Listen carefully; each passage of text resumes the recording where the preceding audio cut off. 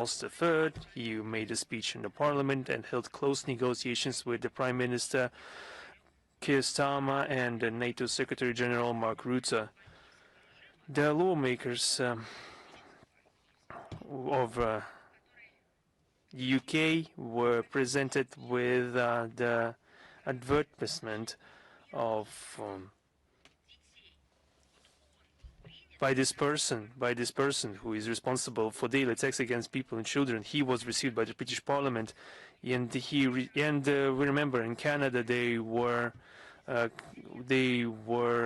so clamoring for the former Nazi accomplice Gunka, and now they are celebrating another war criminal. He shared their new experience of the AFU as in the use of tactical means of conducting modern war, eager to share experience and serve as a military, industrial and innovation cluster for the entirety of the West and other potential buyers.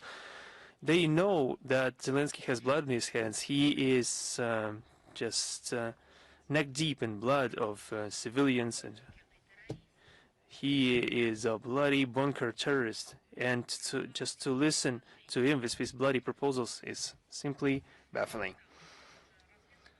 He also developed his thought in saying that in the very zone of the conflict, not the Ukrainian one, but in the conflict in the Persian Gulf, he shared that more than 200 Ukrainian experts on combating drones already in the conflict zone, and with another 3 dozens being prepared to be sent there. On the one hand, they say that they are always lacking something and are always asking to send experts to Ukraine. And on the other hand, they send hundreds of them to the Persian Gulf. We know that they have been sending a lot of the stock cutthroats to the African continent before. Of course, there were no exact information, precise information, but they were very cheap show elements. He brought with himself a miracle tablet that in real time showed everyone the successes of the AFU in the battlefield. In the parking lot in front of the parliament building, there was an exhibition of Ukrainian drones that Zelensky, you will not believe this, he was trying to sell them to British MPs on £10,000 each. And the British legislators were also did their part, and they received Zelensky not in the parade hall of the House of Commons, but just in one of the rooms, one of the many rooms of the building. And they should know who they're dealing with. But we know how the UK is taking part in this terrorist activity unleashed by the Kiev regime against civilian population. The key result of the visit was the declaration of new bilateral agreements in the framework of the so-called 100-year partnership oriented to increase the level of interaction up until the level of strategic cooperation. They were talking about the reinforcement of the cooperation area of security and defense and the growth of defense capabilities against modern armaments, and also, I quote, helping global stability based on UK and Ukrainian developments. In response of this in response to this comprehensive military support, Kiev, as paradoxical as it may sound, committed to provide aid in case the UK was attacked. As an example of fruitful cooperation, the UK presented the Octopus project on the creation of interceptor drones, and London also promised to provide £500 million to create an advanced center in the area of AI as part of the Ukrainian MOD.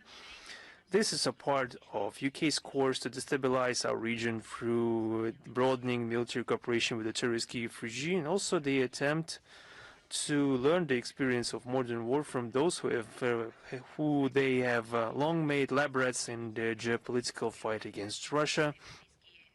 There was also discussion of the negotiations to settle the Ukrainian conflict. The European hawks are not really interested in the success, of course, and they are ready to obstruct any attempts to reach sustainable agreements on peace. The confirmation list was another terrorist attack of the AFU committed on March 17th and 19th against infrastructure of the Turk Stream and Blue Stream. The corresponding commentary was given by us on March 20th. We also heard plans of the UK, Netherlands and Finland to launch a new mechanism intended to grow arms supplies and munition supplies and military equipment supplies for the requirements of the Kiev regime by 2027. That's the peace-loving and peace-seeking exchange of opinions. We saw just an aggressive discussion intended to protract the conflict. Against this backdrop, we cannot but mention the results of the European Council session. This extortion for Western aid is actually an arduous process for Zelensky. On the 19th of March, there was a meeting of the European Council, in the aftermath of which the heads of the European institution, Ursula von der Leyen and Antonio Costa, couldn't ensure the consensus of EU member states to provide the so-called military loan to Kiev amounting to 19 billion euros. They are declaring nevertheless, they are still declaring their commitment to this bankrupt line of support to support the Kiev regime as long as it takes. The outcome statement of the summit that was rejected by two countries, namely Hungary and Slovakia, is rich with propaganda and anti-Russian narratives. There is another mention of the known European position in regards to the settlement of the conflict. Russia is called to agree immediately for a full, unconditional and immediate ceasefire. And I mentioned just a couple of minutes ago how the UK, during their meetings with Zelensky in London, has discussed the growth of aggressive acts and more arms shipments and joint production of munitions and armaments. How is it all linked with the declared comprehensive peace negotiations they're demanding from us? It's unclear. At the same time, they confirmed that they are ready to contribute to ensuring the strong and reliable security safeguards for Kiev, especially in the framework of the so-called coalition of the willing. Any other type of peace, perhaps one that would take into consideration the interests of Russia, the rights, the legal rights and legitimate rights of Russian-speaking citizens of Ukraine, territorial realities, and the rights of people for self-determination, is of course not meeting any agreement on the part of Brussels. They want to continue these use neo-colonial traditions to exploit Ukraine and to try to use them against Russia in the aggressive purposes. Now on the financial commitments of the European Union, against the backdrop of those trends that are called recession in the world economy, the European Union has nevertheless something to propose to the Kiev regime. On the 4th of March, we witnessed the things that the financial investments into the corrupt Kiev regime are begging more and more questions all around the world. On the 4th of March, as I mentioned, the coalition of the Basque left-wing nationalist forces called Bildu, against the backdrop of the promised 1 billion euro promised to be provided by the Spanish Prime Minister Pedro Sanchez in 2026. This group asked to provide information on the investigations into the cases of the detection of some armaments sent by NATO to Ukraine, finding them in possession of being possessed by transnational organized crime groups active in Spain. So this begs the question where this multi-billion aid is going into, especially the multi-billion aid provided by Spain. Where are all those arms going that are being sent to the Kiev regime and then re-emerging in the very states that sent them? Nevertheless, they are continuing to fight it. In the 17th of March, the New York Post, citing the report of the Office of the Inspector General with the long-closed U.S. aid mentioned the violations they've detected while implementing the programs of assistance to Kiev. We're talking about $26 billion sent to support the budget of the country, and some of these funds were sent to the persons already living abroad. At the same time, they've detected a problem of double payments. According to the Deputy Inspector General of the organization, Adam Kaplan, Ukraine didn't provide any necessary reports regarding those payments or didn't do this in time. So, in practice, this shows the corruption of the Bankovaya Street, and they are still somehow being surprised that the Kiev regime did not provide necessary reports in time, that they should have been obliged to do so. So it's their headache now in the West to monitor those reports. The volume of financial support provided to the Kiev regime since 2022 has exceeded the yearly assignations to the countries of Africa threefold. For example, the IMF has presupposed to provide $23.7 billion to Ukraine. This is 877%, and I checked this number many times, 877% of the country quota, which usually for Ukraine was just $2.7 billion a year. From February 2022 to January this year, a total of $65.7 billion were given to Ukraine, for the majority of cases at the expense of guarantees and grants for the Western countries. Just look at, for example,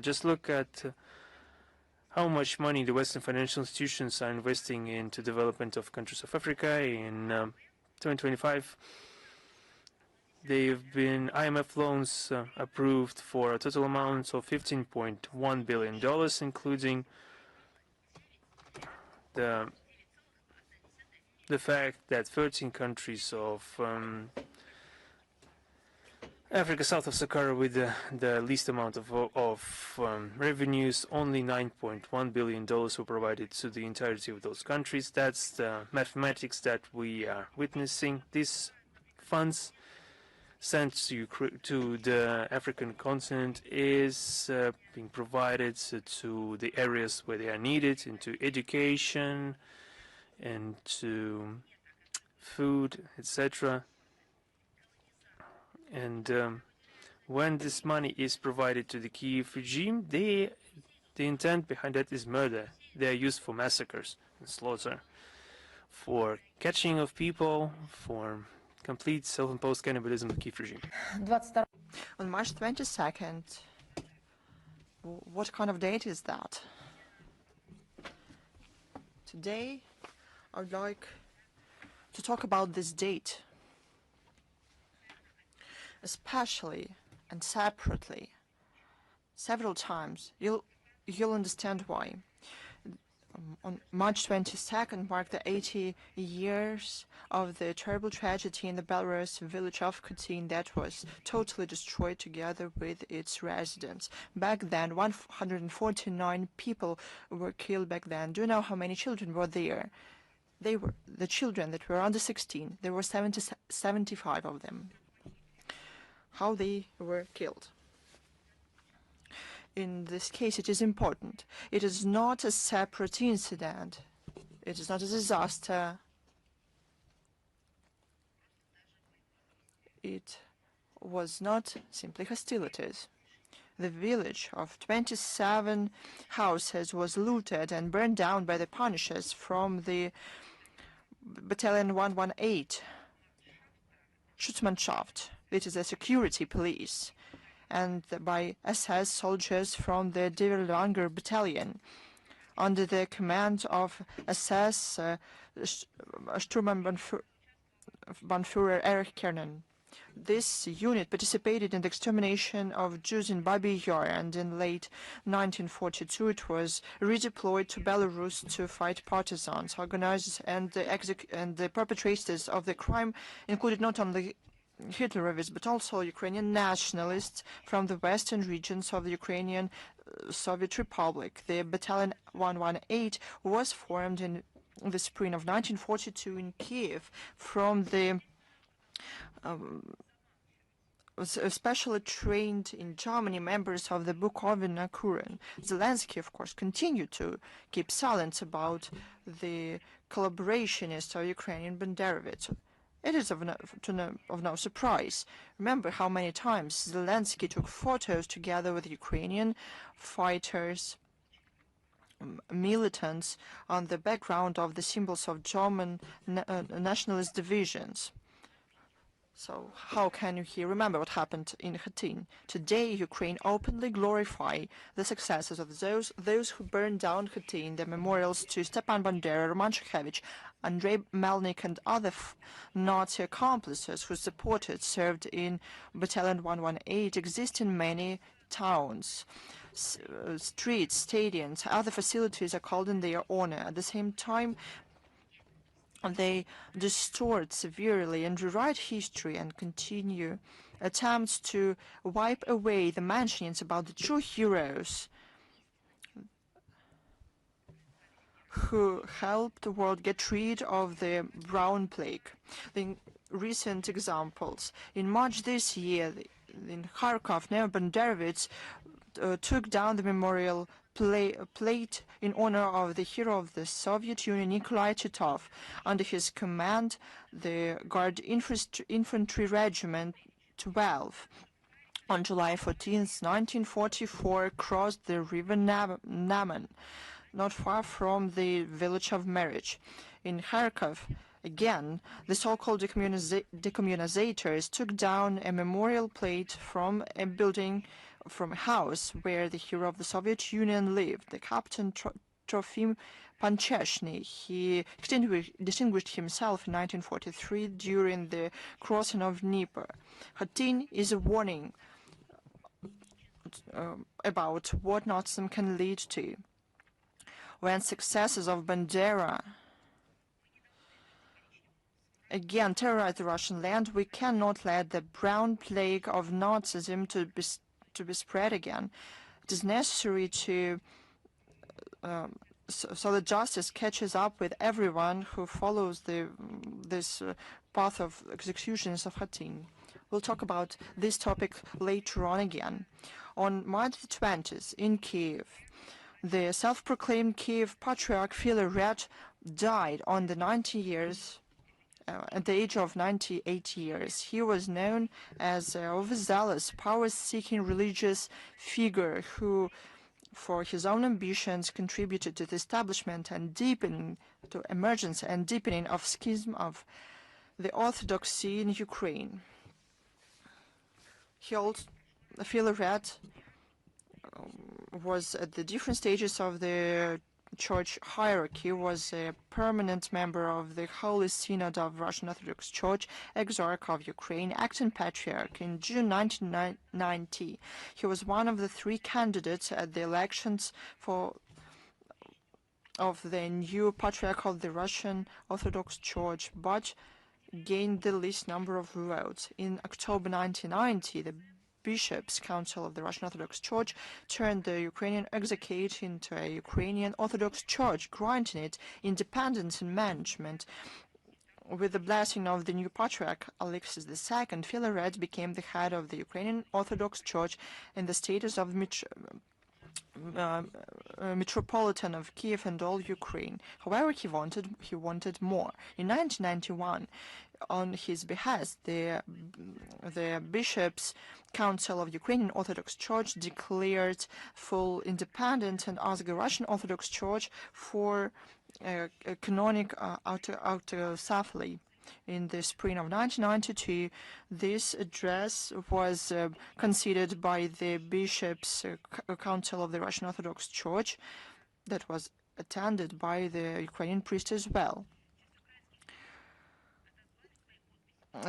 However, the church hierarchs opposed the independence. For the schismatic activities, the bishops' council of the Russian Orthodox Church stripped Filaret of all holy orders and all the rights associated with the presence in the clergy. End of quote. But he did not back off and established so-called Ukrainian Orthodox Church of the Kiev Patriarchate. And in 1995, he headed it, he became the so-called head, and declared himself as the Patriarch of Kiev and all Ukrainian Russia. In 1997, the Russian Orthodox Church completely excommunicated Filaret and anathemized him. This decision was made by other local Orthodox churches as well, including in Constantinople. However, Filaret continued to call himself no more or less a patriarch and kept some parishes. He attempted to participate in the political life, supported the so-called European Maidan, and the war started by the regime in Kiev to exterminate Russian and Russian-speaking people in Donbass. In 2018, he participated in the establishment of the so-called Orthodox Church of Ukraine, based on the merger of Ukrainian Orthodox Church of the Kiev Patriarchate and self-proclaimed Ukrainian Autocephalian Orthodox Church, in hope to become the head of the new national church of the country and to be recognized in his new capacity in the Orthodox Church. The structure was headed by the Metropolitan Epiphanius Domenko, however, and Filaret was declared, I quote, spiritual mentor, end of quote, and he received it in a hostile way. Later, he left the Orthodox Church of Ukraine together with assets and property of the Ukrainian Orthodox Church of the Kiev Patriarchate. The loss of this property was very sensitive for the sect of Epiphanius. That is why, as soon as the news spread about the death of Filaret, the schismatics hurried to steal the body to give the last honors to his spiritual mentor, as they say, and to declare their claims on the property of the Ukrainian Orthodox Church of the Kiev Patriarchate. They ignored the last will of the deceased. But here's the most terrible thing. The outcome of these experiments with the believers, with the religion, when people think not based on the truth, they do not bow to the real faith, but they attempt to erect a podium for themselves, forgetting about the most important things. The schismatics ignored the last will of the deceased. Can you imagine that? And called his will questionable and forged. And the will, however, the so-called patriarch banned to perform the so-called priest of the Orthodox Church of Ukraine to perform a funeral service on him. This shows in the very best way what's going on in Ukraine, or I'd rather say disorder and immorality. Rotten to the core, Kiev regime and Banderovits, nurtured by it in robes, act like Stalinists, absolutely forgetting about the basic norms of human morality and consciousness. I'm not even talking about a legal dimension here. All these facts and other facts that I will mention later on confirmed the relevance of the goals to denazify and demilitarize Ukraine and to remove threats coming from its territory. These goals will be achieved, as the Russian authorities always said. But let's go back to Khatyn. In 1943, the village of Khatyn was exterminated, together with all its residents. I'll remind you, 149 people were killed. They were burned down. 75 of them were children.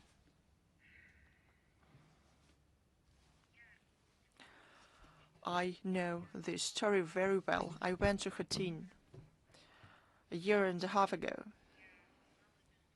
I knew the story from the textbooks, materials from the internet, and wanted to go there.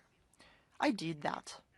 I came there with my family in order to see with my own eyes these places and to bow to them. That's why I don't have to retell the story for me or for my family, the story of those developments and events, but I'll do that anyway. Our colleagues, so that our colleagues in our countries understand what is going on and what we're talking about, and so that our young generations understand what Western Ukrainian collaboration is, how it mutated, and what it is made of, how it is nurtured. Back then, in 1943, on March 22nd, the residents of the village of Khatyn were chased out of the barn on the outskirts,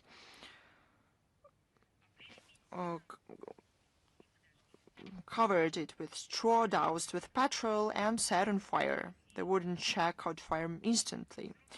Children cried and were suffocating in smoke. The adults attempted to save them in despair. From the pressure of dozens of people, the doors broke down.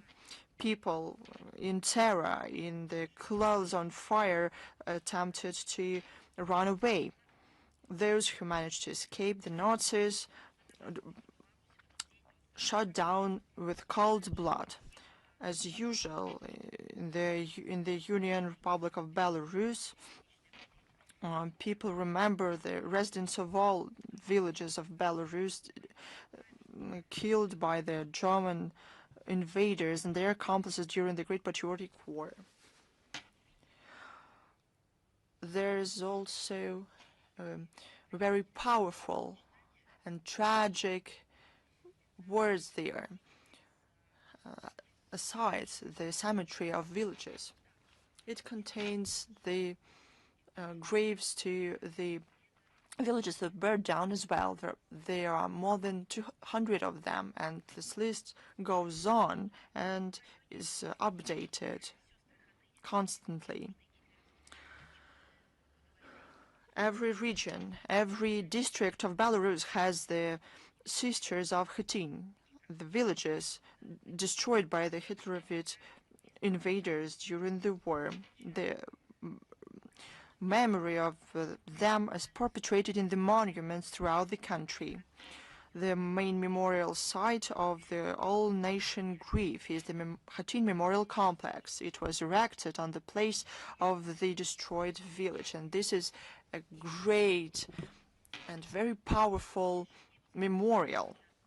The decision to establish it was made in 1966. The memorial has several parts, but has one composition structure that repeats the plan of the Khatyn that was burned down. In the center, there's a bronze sculpture, the Invincible Man. He rose alive from the fire, took the body of a dead boy from the flames, and is carry him through the years, cursing Nazism. The prototype of him was the witness of the tragedy in Khatyn, Joseph Kaminsky. He survived miraculously, but he was not the only one who became the prototype. A boy also is the prototype. All his family died there. All the years after this tragedy, this witness, Joseph Kaminsky, came there. And even before the memorial complex was established there, and there was grass, he tended the place. All his family was killed there. All his neighbors, friends were killed there on that very land. they became the part of that land. And every year, Joseph Kaminski came and tended the place. The former street of the village is paved with reinforced concrete slabs. Where there were houses, there are 27 symbolic concrete black houses with obelisks resembling chimneys. The obelisks are crowned with bells that chime every 30 seconds. The complex has a unique, the only one in the world, cemetery of villages. It has 185 symbolic graves, but there will be more, unfortunately, because there were more of them. Every one of all these symbolic villages reminds us about the Belarusian villages that were burned down during the Great Patriotic War. The list of the settlements that share the tragic fate of Khatyn is updated. For now,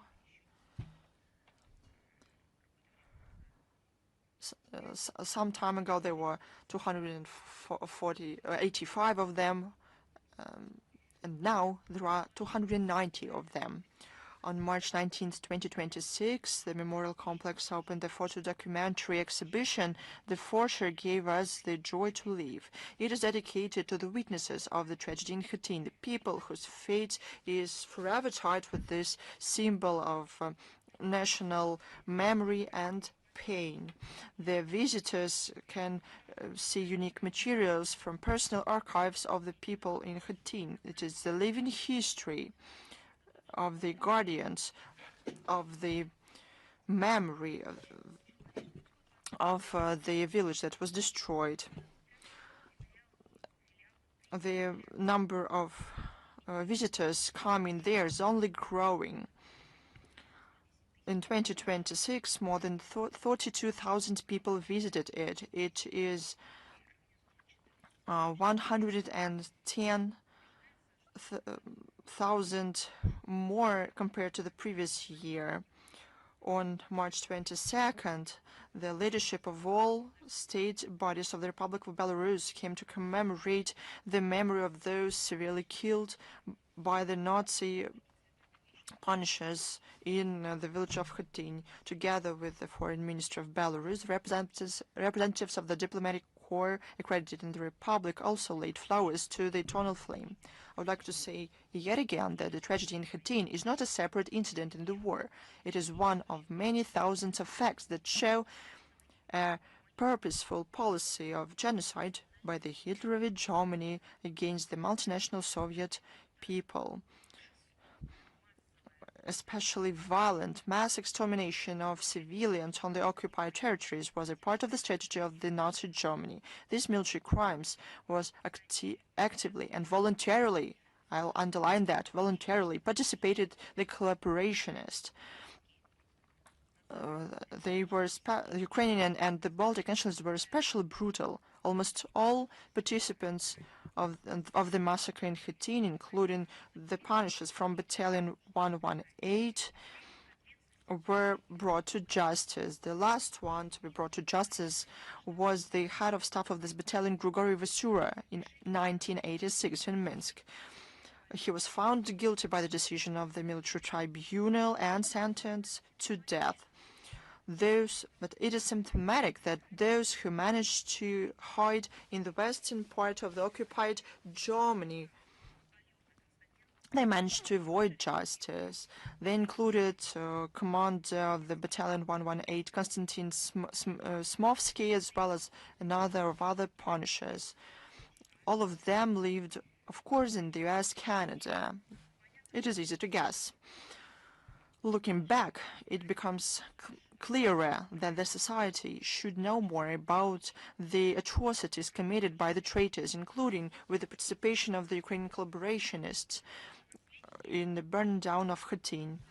It's quite likely that in this case the ideological successes could not start perennial genocide in Donbass and burn down of civilians in the House of Trade Unions in Odessa on May 2nd, 2014. It's no coincidence that this crime is called the Second Khatyn. Let grief and sadness turn into courage and strength. This is the instruction to the future generations.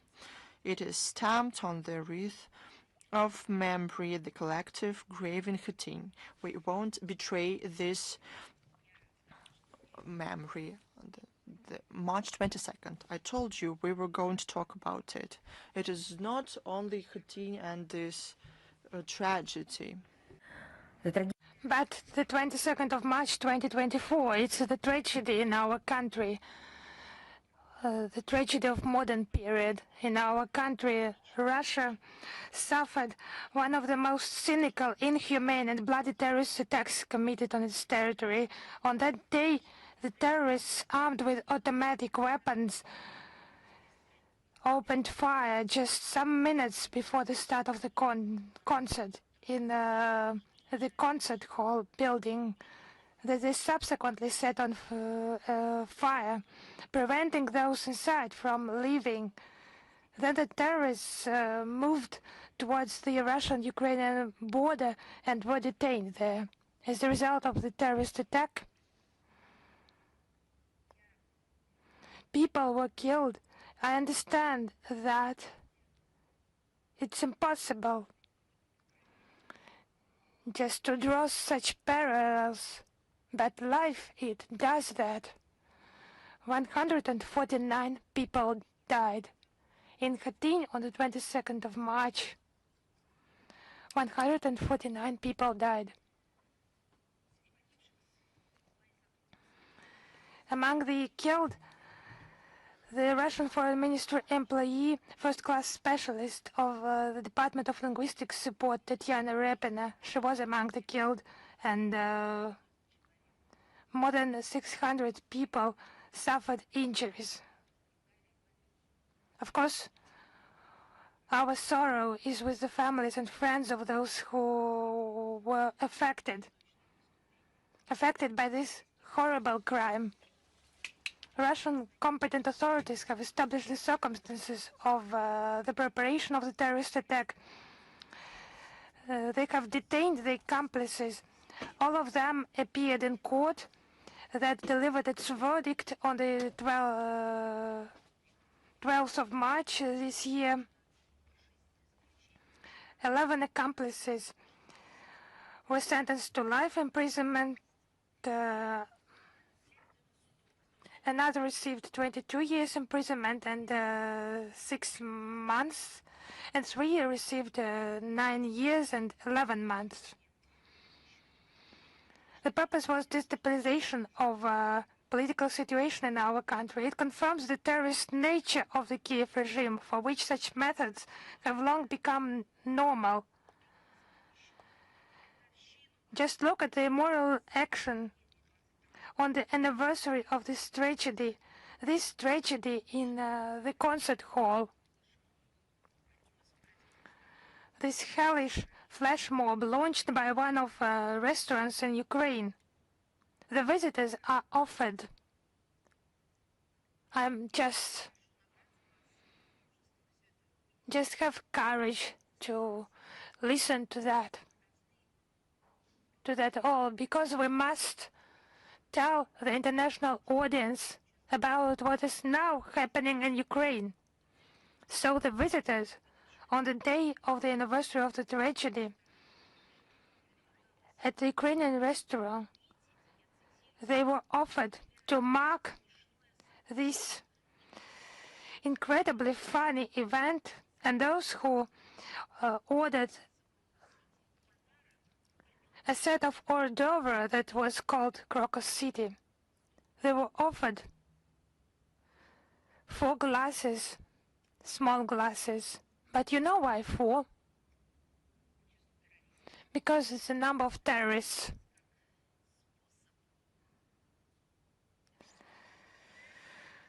So this PR campaign was qualified as a way of celebration of this murder. It's not some part of a horror film.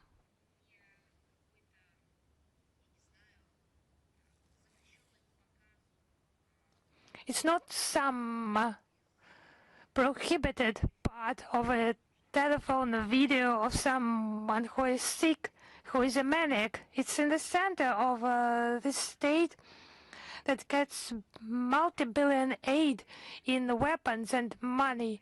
At the restaurant, they offer a menu to honor those who have killed tons and tons of civilians.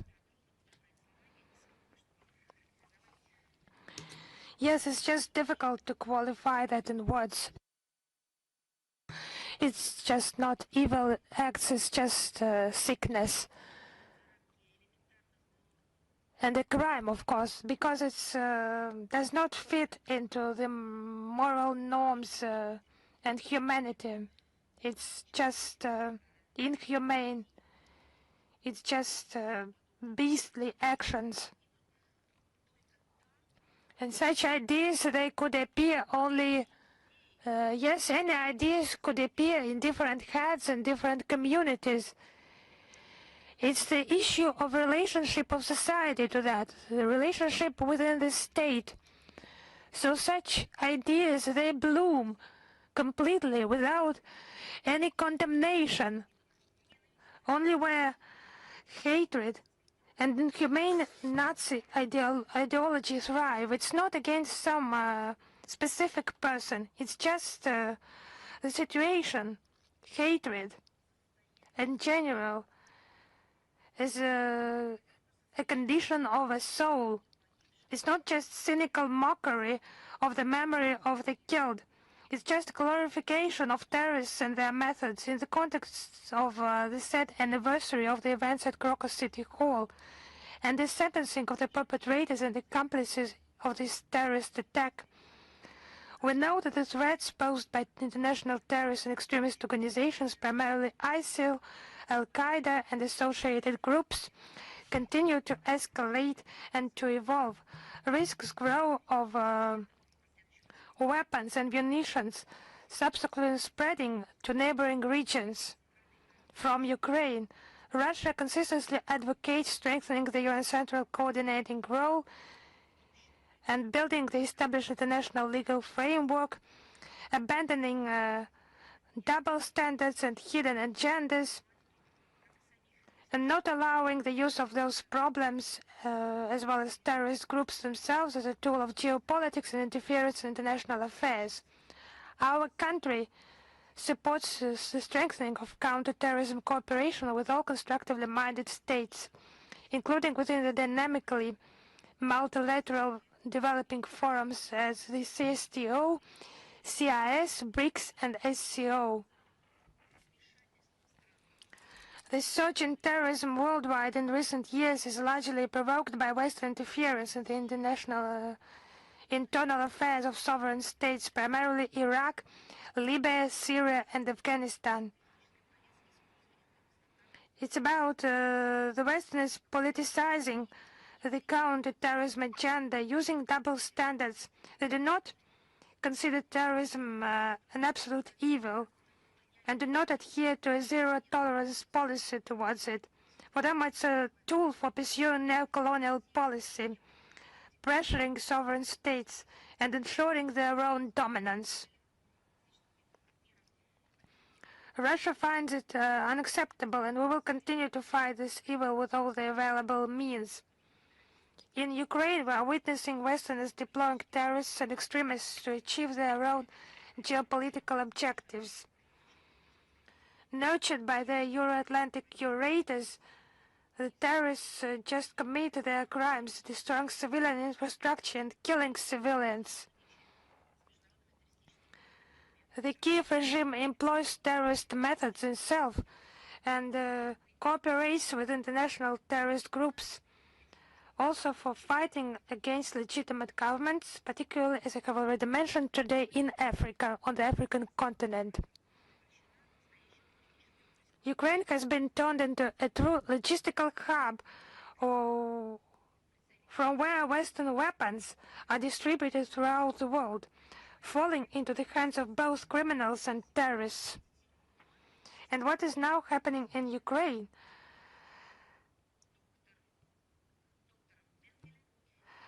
On the 27th of March, the report will be presented Dr. Mengele of the Kiev regime at the Russia Сегодня Press Center. The Kiev regime is just doing its best to copy its idols from the Third Reich.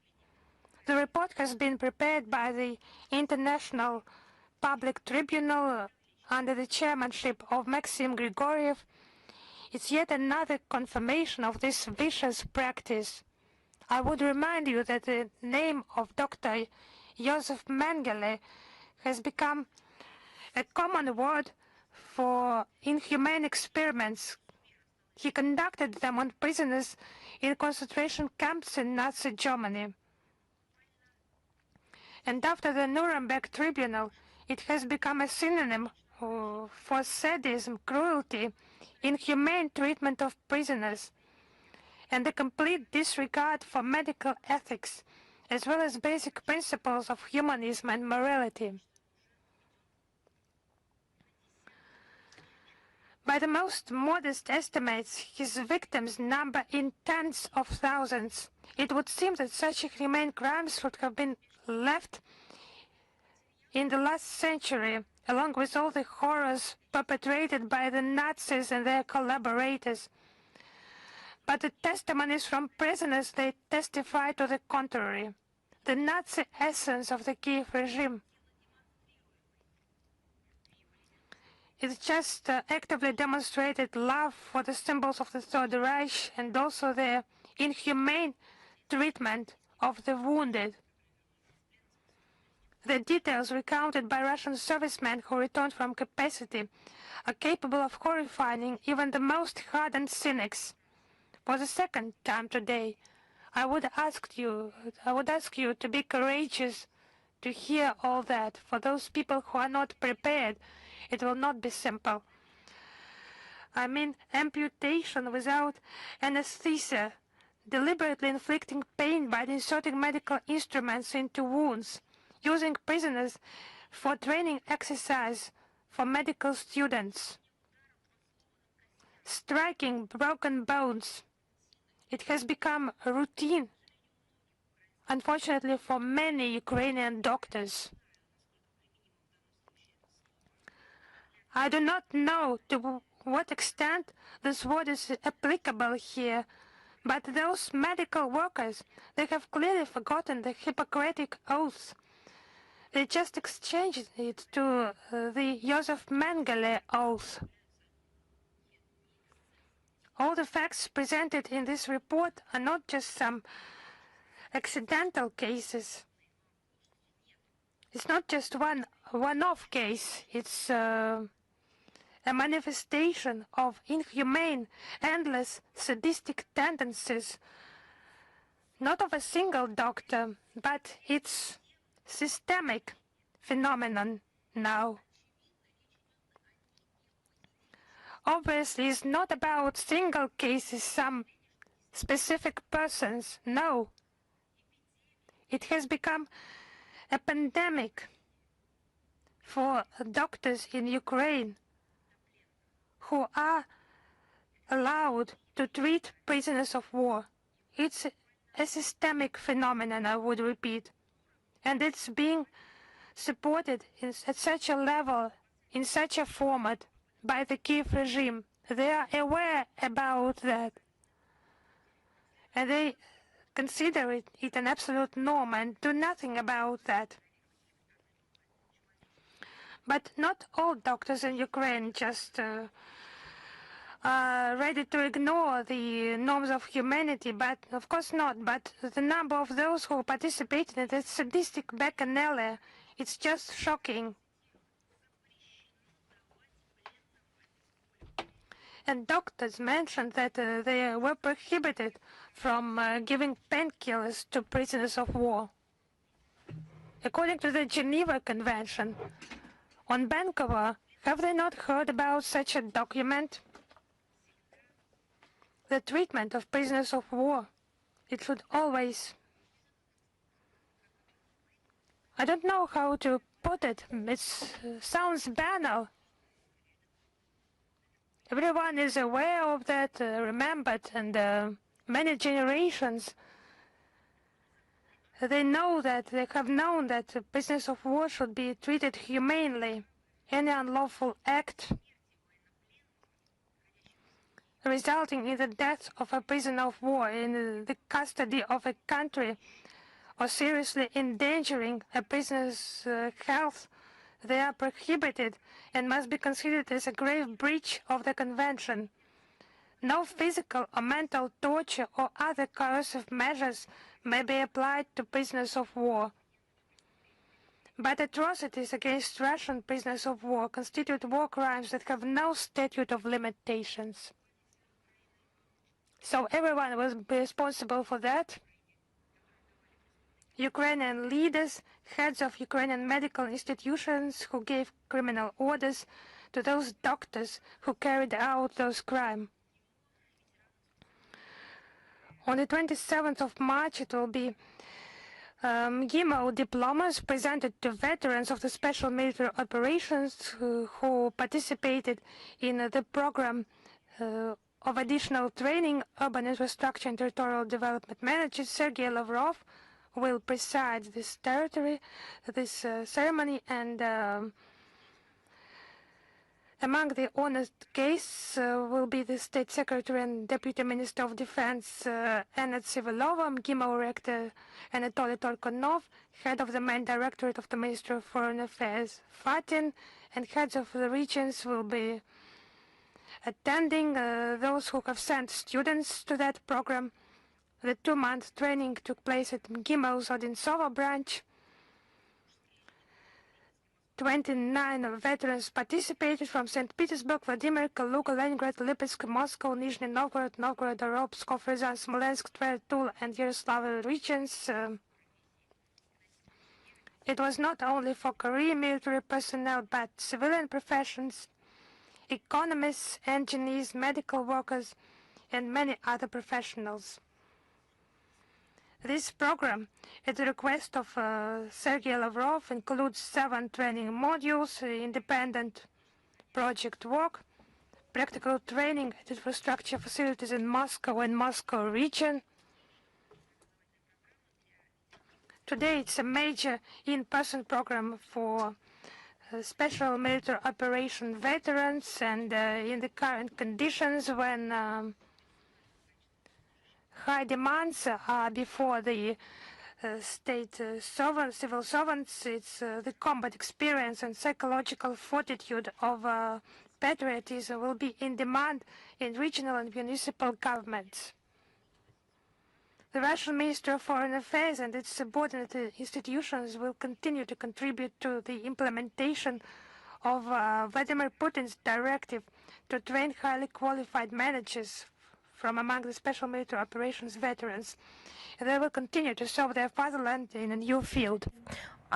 Now another topic, situation in the Middle East and the Persian Gulf. We have a lot of questions received, and we try to answer them as time goes. We have seen the questions from Коммерсант, Известия, Аль-Маядин, Посольская жизнь, and other editions regarding the situation in the Middle East and different speculations in regards to the US-Iran negotiation process and the further escalation of the conflict and possible mediatory efforts to restore peace to the region. Since there have been a lot of questions with a common topic, we prepared a complex response. A new stage of U.S.-Israeli aggression has started against the backdrop of negotiations between the sides. Tehran has accomplished and has been accomplishing their part of work in good faith, and it turned out that Washington used this as cover-up for the start of the war, and this is discreditation of diplomacy. It's obvious now that the conflict is developing not according to the initial blueprint, and perhaps there's another call for negotiations is intended to create more fruitful environment for the continuation of the strikes. Our principal position has not changed. We think that negotiations are the only reason, only resolution to end the crisis which has involved not only the Middle East but the entire world. The crisis which has a tendency to, unfortunately, woefully, to be spread along geographical frontiers and nuclear catastrophe, caused Russia to call on a swift end to violence and sustainable dialogue to reach sustainable peace in the region. We are intrinsically ready to support it. Regarding the fate of the nuclear material amassed by Iran, the NPT, neither the NPT nor the agreement with the IAEA do not, and I once again underline the fact that they do not set any limits to the amount of nuclear material in possession of non-nuclear states that they are manufacturing, and there are no limits in regards to the enrichment process as long as this process is controlled by the IAEA. So only voluntary measures on the part of Tehran are possible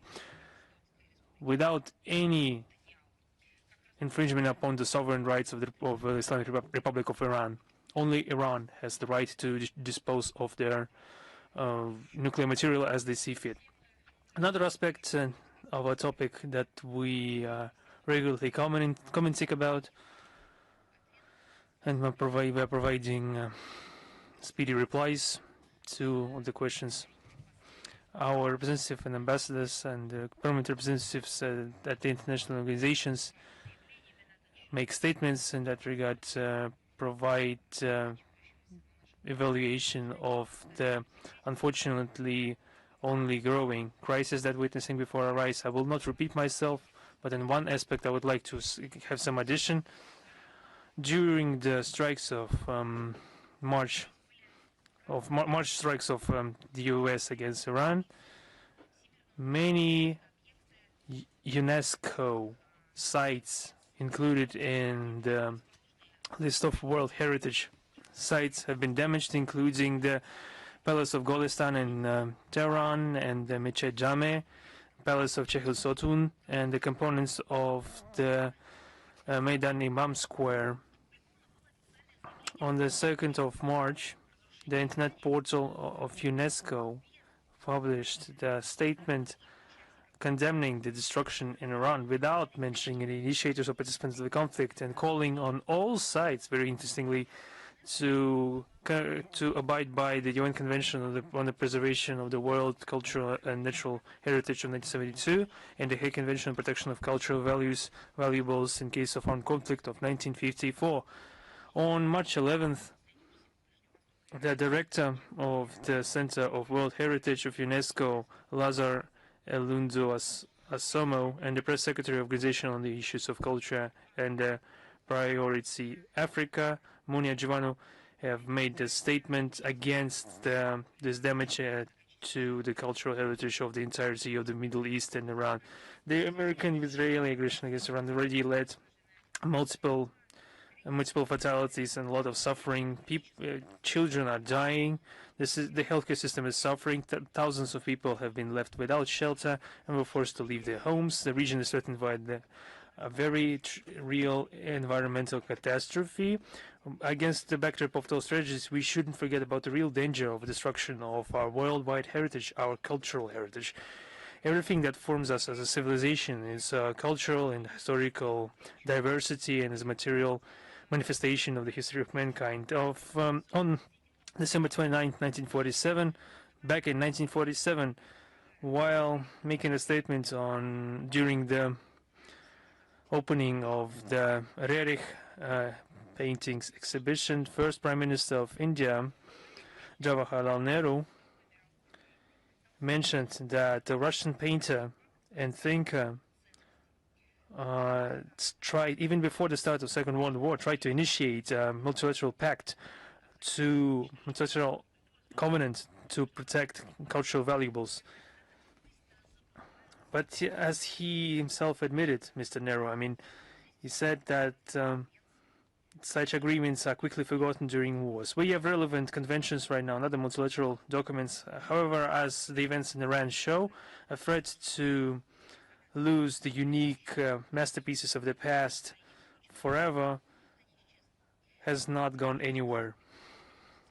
Due to the protracted conflict in the Persian Gulf region, there is still a risk of destruction of the most ancient edifices that we have inherited from the past generations, and it's our duty to preserve them for posterity, for our children and grandchildren to have the opportunity to touch the cultural heritage, so that no one would be able to tell them that their history doesn't exist. And it's our duty to preserve this heritage. On our side, we will continue to monitor the developments with the situation of the cultural historical sites in Iran on the relevant international platforms. I will especially underline something for those that people are killed, and you are talking about monuments. Every day we are making corresponding statements condemning the civilian casualties. We already made a statement today about a blatant murder, massacre, unprovoked aggression against children, women, and peaceful civilian population.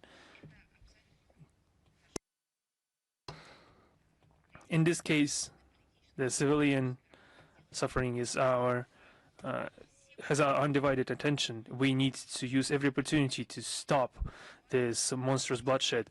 But it's important to look at all the aspects of this tragedy, especially to have the whole mindlessness and inadmissibility of the situation. Today we talk about the history of those times, of the Second World War and the Great Patriotic War, and I am convinced that some will say that perhaps you should be commenting on the relevant news. You are commenting news, but why do you have so much history in your reports? I will prove to you that there can be too much history, and I will explain why it is so important to know your history. It's important to know it because on the 16th of March in Riga, in the very center of the city, there was a traditional, what do you think happened as per tradition? Not the spring festival, not a flower festival. There was a march of former legionaries of Waffen-SS and their fans from the number of the representatives of the local nationalist radical organizations. And among the participants of this congregation, there have been high-ranking Latvian officials, deputies of the same, representative of the mayor's office and the local government from among the right-wing radical parties, from the same people that love to criticize our country. And just look at how it all turns out. They are ready to accuse the other, but they don't notice their own faults. We see this event intended to glorify former SS members as direct abuse of memory of those who have lost their lives trying to save the Mir from the brown plague. The heroes, in quote-unquote, that they have glorified have taken part directly in the murder of Jewish people in the territory of the Latvian SSR, and also conducted punitive operations in the territories of the Russian SSR, the Belarus SSR, and Poland, without discrimination and not even pitying children, women, or the elderly. Once again, the Latvian authorities are appeasing this situation, and they are trying to put an equation sign between those who attacked and destroyed and those who were attacked, and nevertheless tried to liberate their own land and the entirety of the world. I'd like to point out once again that evidence of the spread of Nazi ideas in the Baltic states with the support of the authorities have been highlighted in the MFA reports 80 years after the Great Victory. The shadow of Nazism has covered Europe once again, and on the situation in some countries of Europe surrounding the destruction and desecration of memorials erected for those who fought Nazism in the years of the Second World War, that have been published on our website. And also this topic was mentioned in the regular reports of the MFA, such as on the situation with the glorification of Nazism, spread of Neo-Nazism, and other practices serving to escalate the modern form of racism and racial discrimination, xenophobia, and other forms of intolerance. We condemn the continued neo-fascist bacchanalia in the Baltic region. Fascism didn't end in 1945, and it met an end in 1945, and now there is no future for any of its adherents. Any attempts to rewrite history and to glorify Nazi collaborators are cynical and inadmissible. Our country is defending the truth about the Second World War, and we are decisively preventing any attempts to rehabilitate Nazism, no matter where they are undertaking. Today, those who are still marching against under those banners should remember that retaliation is inevitable, and all the patrons of such manifestations are leading them into a political and moral abyss. And in a neighboring Baltic state, we saw the similar practice, perhaps not a costume party this time, but doing something close to that in the modern sense of the word. Now a couple of words about the surprising and its stupidity initiative of the Lithuanian this time authorities to ban entry to Lithuania to those performers that have been performing in Russia and Belarus since February 24th, 2022 for a term of up to 5 years. Once again, this confirms the commitment of Lithuanian authorities to an uncompromised Russophobic stance and the maniacal desire of local elites to block any opportunities for their own citizens to get an alternative information on Russia and its culture. This is just drowning in ignorance that we are witnessing in the Baltic countries, and especially in Lithuania. We are forced to state that the anti-Russian hysteria of Vilnius is taking more and more ugly shapes. The measures undertaken by local authorities to introduce a sort of a quarantine for Russian culture is now supplemented by bans on those who hasn't joined the Russophobic craze and didn't subject itself to the cancelling campaign against our country and everything that is Russian. And perhaps the Lithuanians thought that Russian culture would be quickly banned and cancelled in the West, and Russian history would be banned and cancelled, and that would become an around the world phenomena. But this doesn't come to pass. Either they decided to do this themselves, or they received a corresponding order to do something locally. Such conduct by Lithuanian authorities are testament to their fear and mistrust towards their own compatriots. Perhaps they are really fearing that watching Russian performers and that are continuing to seep through the obstructions raised by Vilnius would raise a threat from the east and will nullify the efforts of all local Russophobes to cancel and demolish the remnants of Russian culture. You shouldn't fear that, because this will happen anyway. This will all happen anyway.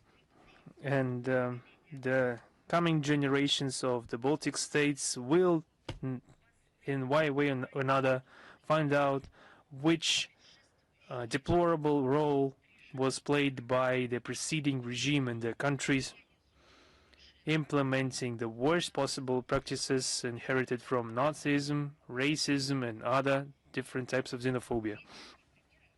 There are other examples how you can preserve your own culture and nevertheless develop cultural diversity, equally paying attention to the linguistic diversity of the population, of the majority or the minority, the indigenous people's languages, how one can respectfully develop this coexistence of different cultures and the people that are talking in different languages, speaking different languages, and do this harmoniously for the benefit of all current and future generations.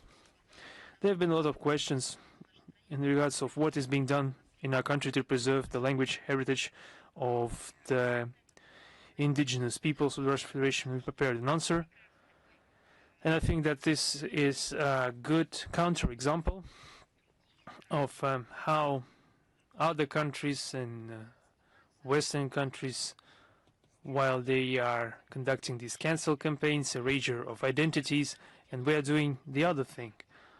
As you know, the UN has declared the decade of 2022-2032 an international decade of the indigenous peoples' languages. One of the priorities of the national plan of events on conducting this decade is the digitalization of the language and cultural heritage of national minorities and indigenous peoples. In the context of the efforts taken to preserve the languages of the peoples of the Russian ethnicities of the Russian Federation, the House of the Russian Peoples is ensuring the creation of the corpus of mother tongues, that is parallel texts in different languages, to be included into the Yandex Translate service. Currently, 18 languages have been included into that service, and the neural network technology to synthesize and detect this language is being developed for the Bashkir, Mari, and Chuvash languages. Also, the Russian online encyclopedia RuWiki is being also supported in the languages. For example, 20 languages of Russia that have 1.5 million articles written in each of them. Also, we are working on the creation of an international portal on the indigenous languages. The digitalization of the languages of indigenous people is facing different difficulties related to the technical aspects, financial aspects, and legal and social character. It's one of the difficulties linked to the fact that the Unicode does not include around 40 symbols that are being used in the languages of the peoples of the Russian Federation. In this, the Russian company Maritime created different types and typefaces for the extended Cyrillic script for more than 150 languages and dialects, including the indigenous peoples' languages of the indigenous peoples of Russia. Also, there are new projects being implemented on development of the language diversity in support of indigenous peoples of Russia in the national internet domain zone.rf.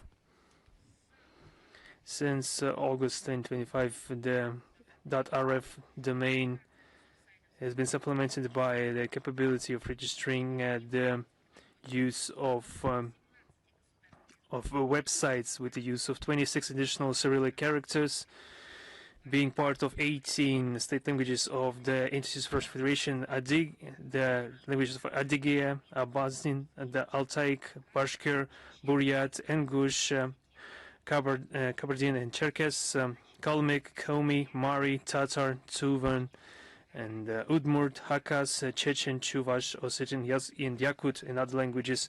The key is to provide them full-fledged access to the internet resources on their mother languages. Now, about pushing out of those unwanted alternative, call them as you may, and I would call them free journalists from the Western media space. Yet again, we have to draw your attention to the continued practice of putting pressure on the Russian journalists. Now we're talking about the actions of the EU that cannot be called anything but political impunity.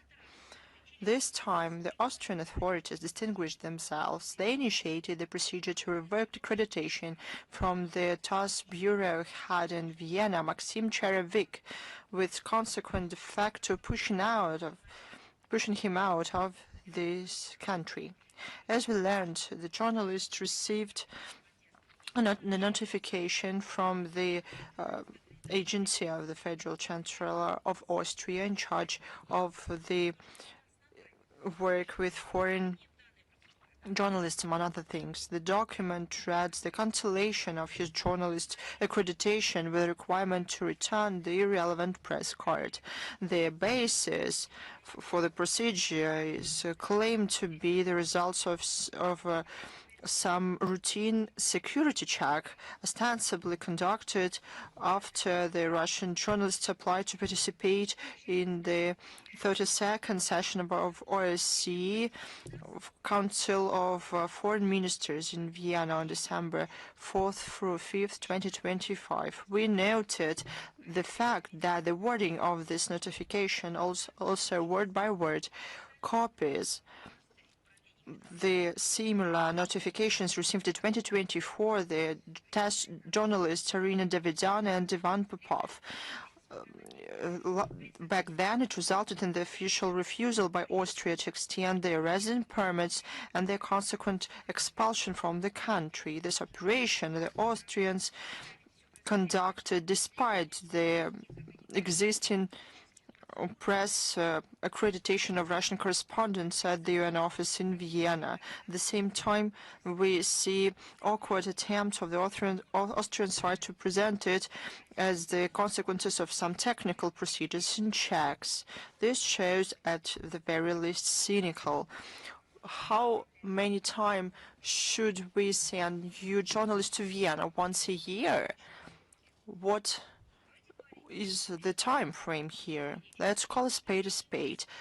De facto, we're talking about a targeted expulsion of a particular journalist for his professional activities.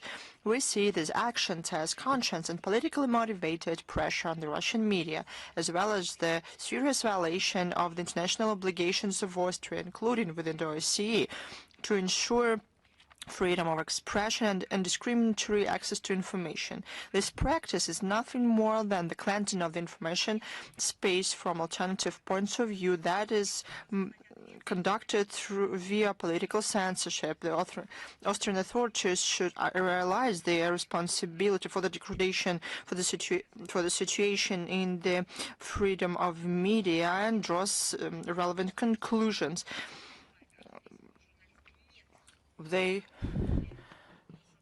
It's Austria that expels Russian journalists, persecutes them, impedes their work systemically, and doing the same things time and time again. And Russia reserves the right to respond to this if they don't change their behavior. An important work was conducted by the Union of Journalists of Russia about the research that they conducted. You know that during our briefings and in a larger diplomatic work, we regularly talk about unjust, dishonest, and politically biased approach of various international human rights structures to respond to the facts of crimes of international humanitarian law, including when it comes to attacks and terror attacks against Russian journalists and other media employees. In this context, this report that was prepared by the Union of Journalists of Russia shows the selectiveness in registering the violent deaths of journalists that is seen in a set of seemingly authoritative international structures. This work, detailed work, was conducted by the Union of Journalists. They started the publicly available materials of the International NPO Committee to Protect Journalists. They analyzed these materials thoroughly and in an unbiased manner. They looked into the methodology that it used, and they draw a conclusion that In 2025, this method was used asymmetrically in cases of incidents with journalists, depending on what side of the line of conduct they fulfill their professional duty. We will provide the link to this report. We'll use it and translate it into the various languages. We'll spread it among the relevant international platforms and send to all international organizations in charge of ensuring security for media and journalists.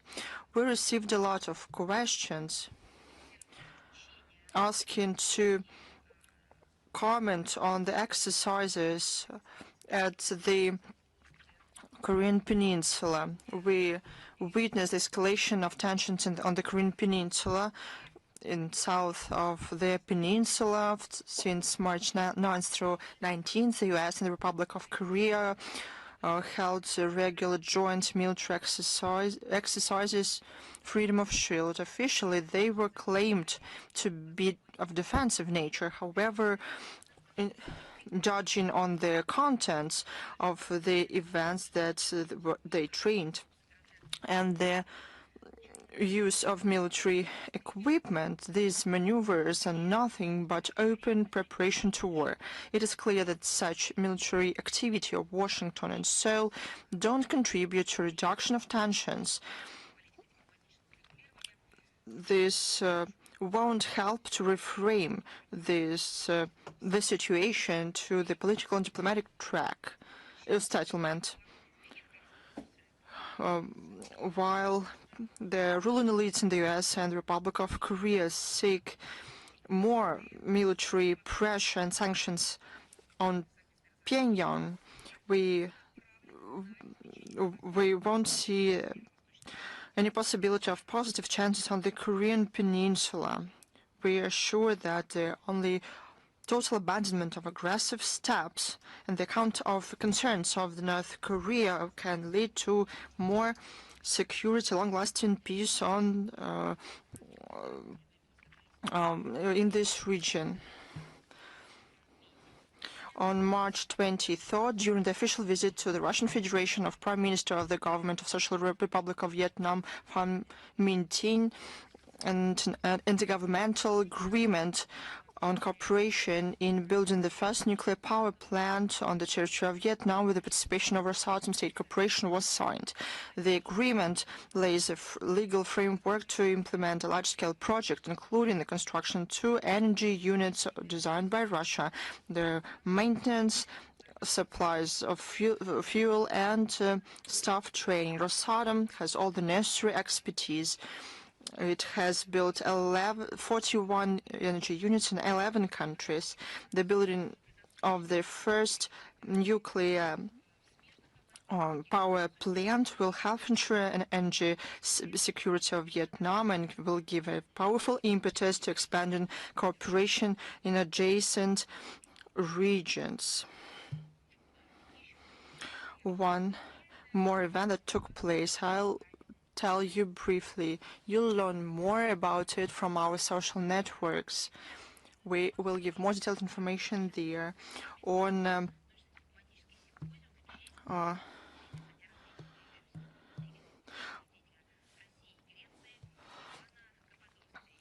March 24th, the Diplomatic Academy of MGIMO University hosted a scientific and diplomatic symposium marking 250 years since the birthday of an outstanding diplomat and statesman of Russia and Greece, Ioannis Kapodistrias. Welcoming remarks to guests of the conference were sent by Foreign Minister Russia Sergei Lavrov. The event was participated by Russian and Greek public figures, representatives of the Societies of Friendship and researchers. During his service in the Russian MFA, as the close ally of Emperor Alexander II, he helped build sustainable international relations on the European continent. Ion Capodistria promoted the development of Russia-Greece ties. It is symbolic that diplomatic relations were established between the countries on 1828 when he was the governor of the Greek state, but until Greece was fully recognized as independent from the Ottoman Empire, we deem it useful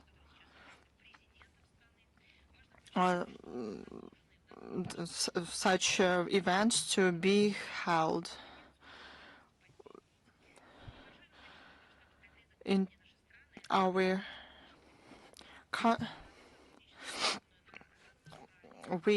on March 29th, we will celebrate 35 years in the establishment of diplomatic relations between Russia and Panama. Our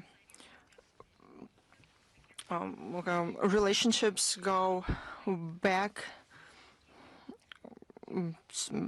quite a lot of time. One of the examples of our good relations is the passage of Soviet submarines from the Pacific Ocean Fleet to protect Arctic convoys of the Allies in 1982. In the memory of this event in 2025, a monument was erected. It became the first and the only memorial to the Soviet submarine officers in Latin America. We always talked and supported the neutrality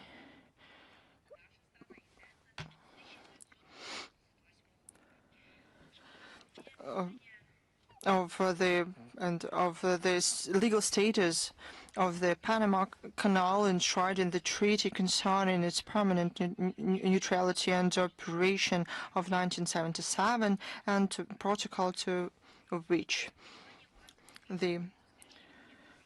we understand that ties between Russia and Panama is of huge potential, and we unlock this potential through constructive political dialogue, building up into parliamentary and interagency contacts, expansion of scientific and educational and academic exchanges, cultural and humanitarian cooperation in general. We value Panama as a promising trade and economic partner of Russia with unique geography, develop trade and finance infrastructure. We're convinced that we have new possibilities ahead of us for multidimensional interaction of mutual interests for the good of Russian and Panama peoples. We congratulate our friends from Panama on this wonderful date. There's one more date. We talked about it this year. The main theater of Russia, the State Academic Bolshoi Theater, celebrates its 250th anniversary. The day of the foundation of the Bolshoi Theater is March 1776, when the provincial prosecutor, Prince Petro Rusev, received the permission of Empress Khatyn II to keep the theater performances of any kind, as well as concert and masquerade. End of quote. The Bolshoi Theater contributed significantly to developing international ties through concert tours, implementation of joint projects, organization of educational programs, and the broadcasting of performances. Within its anniversary 250th season, the Bolshoi Theater for the first time went to Istanbul with a large-scale tour. They're delicately combining traditions and developing new tracks. The theater represents the Russian art at the leading international platform while still being a center of world's music culture. This year, the list of productions was updated and expanded, both in Russia and had a tour both in Russia and abroad. Now I am prepared to answer your questions. We're quite short of time today. Please, the international affairs. Good afternoon. Here's my question. The General Secretariat said that Zelensky wishes to have a deal in Ukraine. In your opinion, is the statement sincere? Within the context that we have, we regularly inform the U.S. representatives about inadmissibility of providing Kiev with reconnaissance data. We know that armed forces of Ukraine target Russian facilities on the Russian territory, including civilian. I have to say that the response to our demarches, the U.S. side usually keeps silence or just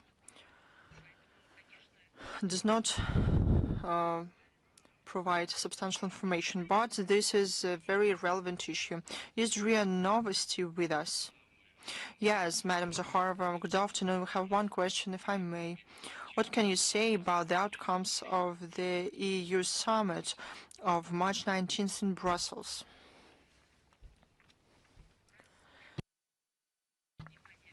If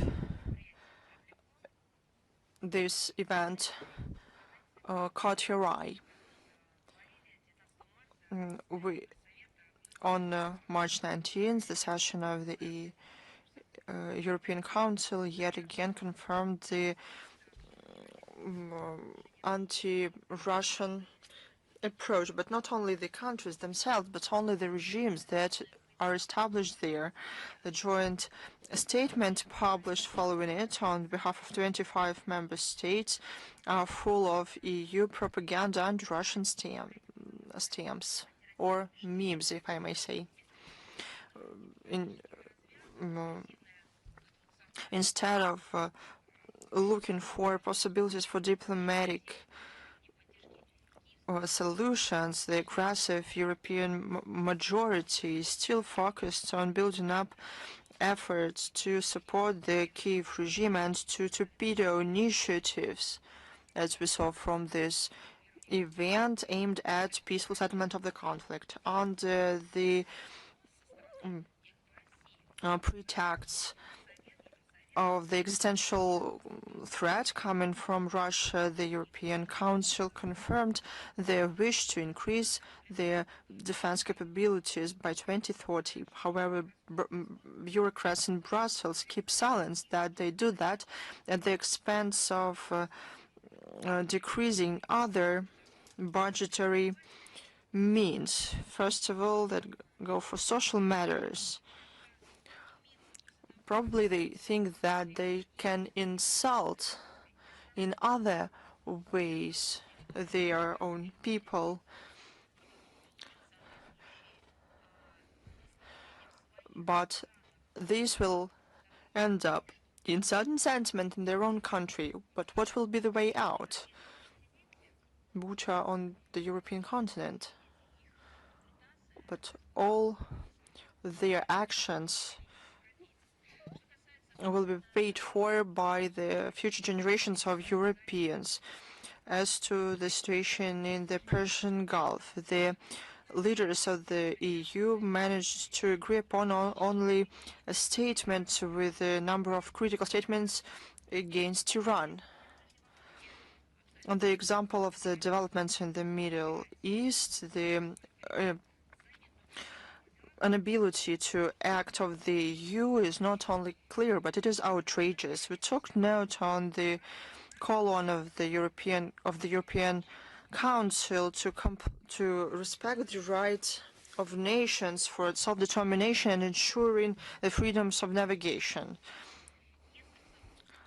That's what they remembered finally. The EU showed their nature. When it came to Greenland, they remembered about the UN Charter in all its interconnectedness and entirety. But when it came to Crimea and other new Russian regions, when they made their own choice within the existing legal framework, this topic was a taboo for the EU. The same applies to the freedom of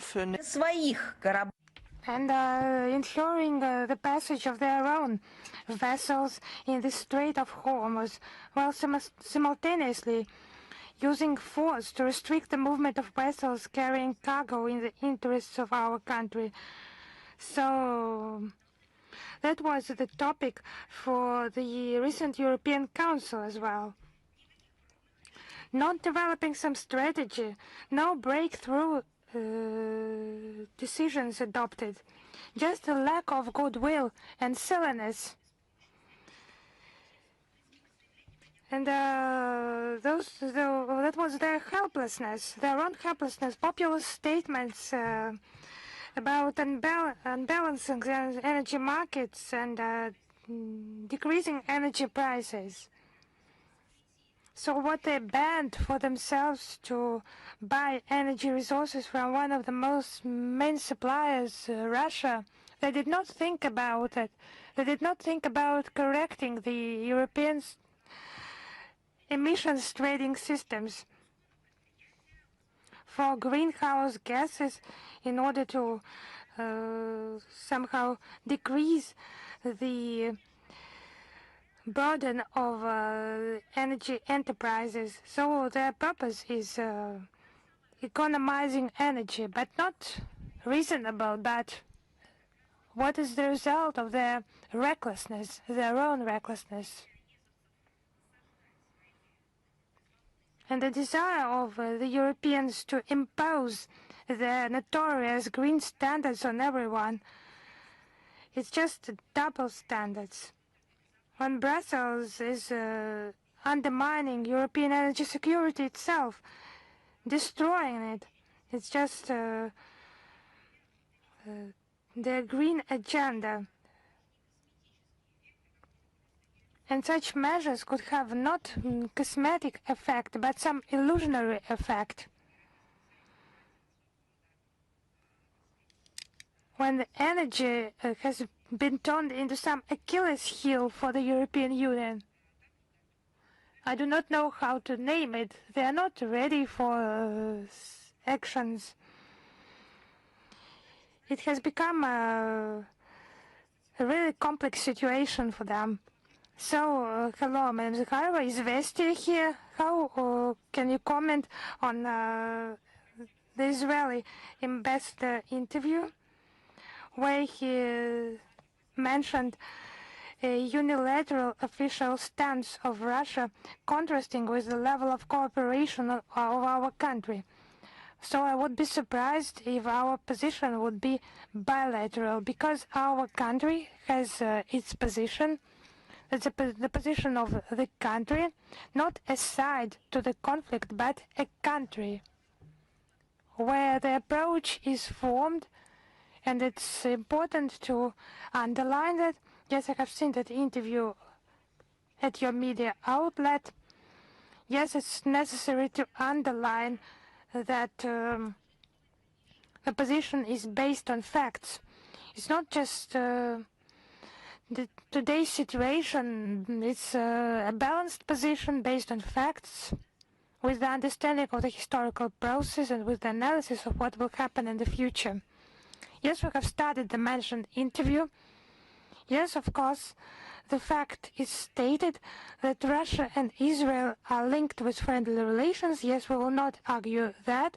We value them, and we seek to develop them, relations between the leaders of our country. A trusting political dialogue, it is maintained, and we share those assessments, of course. And against this background, the statements by the ambassador allegedly about the unilateral position of Moscow on the situation in the Middle East. As our assessments are well balanced and they are not biased but based on facts and foreign policy analysis, but such public assessments of his hosting country position by the ambassador, it's not about contributing to strengthening friendly ties. Thank you to you. Is Sputnik Japan with us? Yes, hello, Madam Zakharova, good evening. Sputnik Tokyo, Dmitry Gavrilov. I have a question. Recently, Japanese media have reported that Japanese authorities are considering purchasing Ukrainian-made drones to strengthen the country's defense capabilities. How would you comment on this information? Thank you. You know, such reports, especially if they are confirmed, further testify to the fact that Tokyo is increasingly involved in military cooperation with the Kiev regime that is openly demanding weapons for the Ukrainian armed forces in exchange for drones. Clearly that is bringing the peaceful resolution even further. And any attempts by the Japanese authorities to establish shipments of weapons, lethal weapons, to the Kiev regime will be considered hostile actions against our country, and the retaliatory measures will follow. Thank you. Is Xinhua with us? Yes, hello, Madam Zakharova. Xinhua agency here. Recently, the United States of America has said that the American armed forces must control space.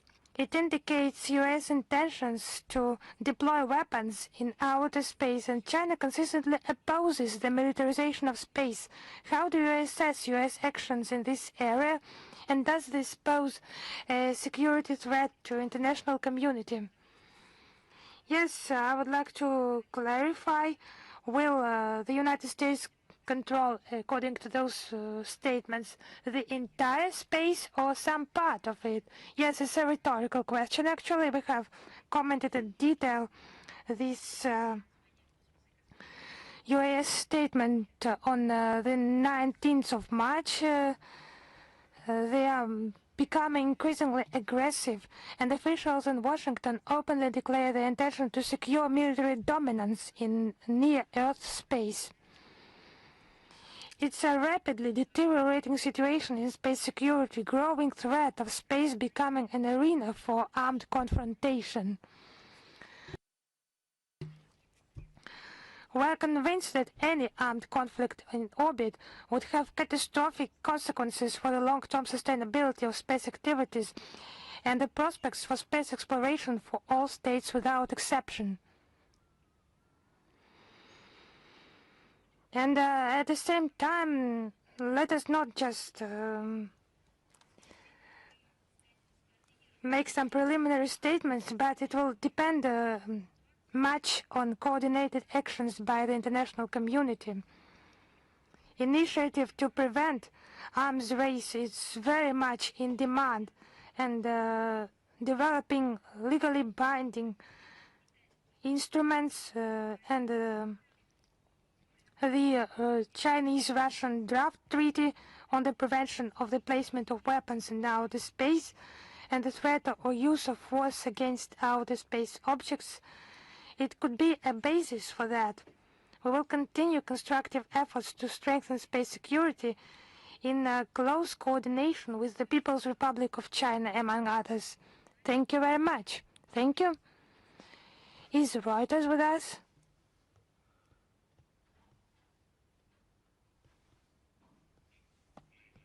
Yes, Madam Zakharova. It's about the connection. Yes, we're here. We have two questions about the freedom of navigation, and I will just ask them one after another.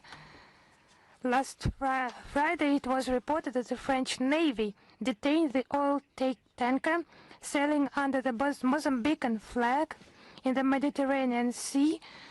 The ship was called Dana. How does the Russian Foreign Ministry assess such actions against merchant shipping? And quite recently, Nikolai Patrushev, in an interview with Kommersant, said that Russia could consider escorting ships, vessels, if additional threats appear posed by European states, could consider additional measures. Could you clarify what are those measures and how are they developed?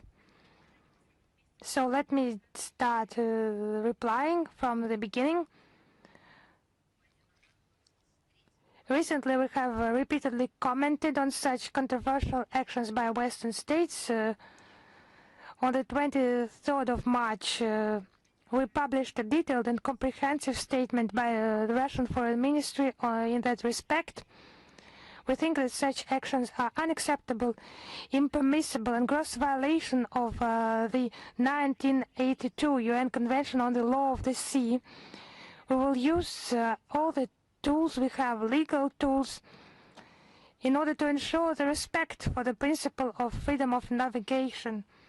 And those who intend to transform the Baltic Sea into, in brackets, internal water, a quotation for NATO and the EU,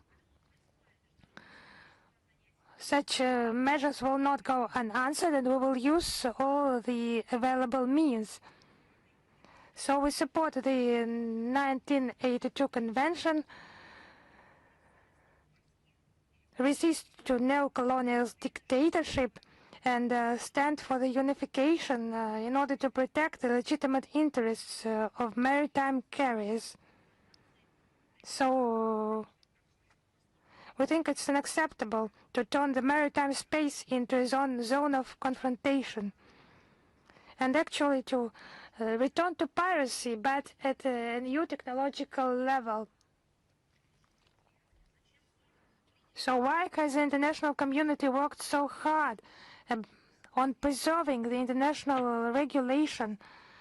Why have so many resources been spent in order for the maritime space to be regulated, when it's possible like that, just to remember about pirates' tricks of 300 years ago, but in new technological harpoons, to seize vessels, to rob them and to destroy them, and so on. Yes, that's the case, but we have the film Pirates of the 21st Century, but it's some prophecy. It's symbolic, actually. We thought it's absurd, but it's a new reality. Now about the interview by Nikolai Patrushev. An emphasis was made in that interview on political and diplomatic means widely used by our country to counter illegal actions by EU members.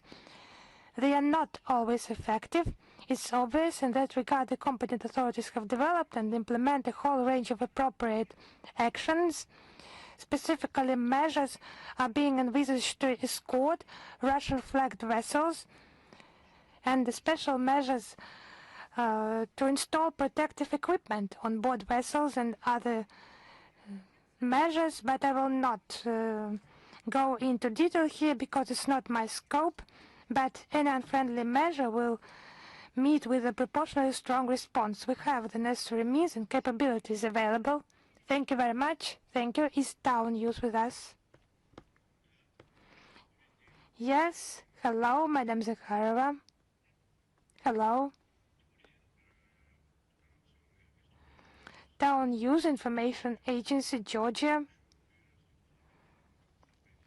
First of all, I would like to thank President Putin of the Russian Federation, Russian Orthodox Church, and the people of Russia for honoring the memory of our beloved Patriarch Ilya II, and the participation of Special Representative of the President of the Russian Federation for International Cultural Cooperation, Mikhail Shvydkoy, in the farewell ceremony for Catholicos Patriarch of Georgia. And those condolences were perceived as a significant, friendly, and symbolic signal.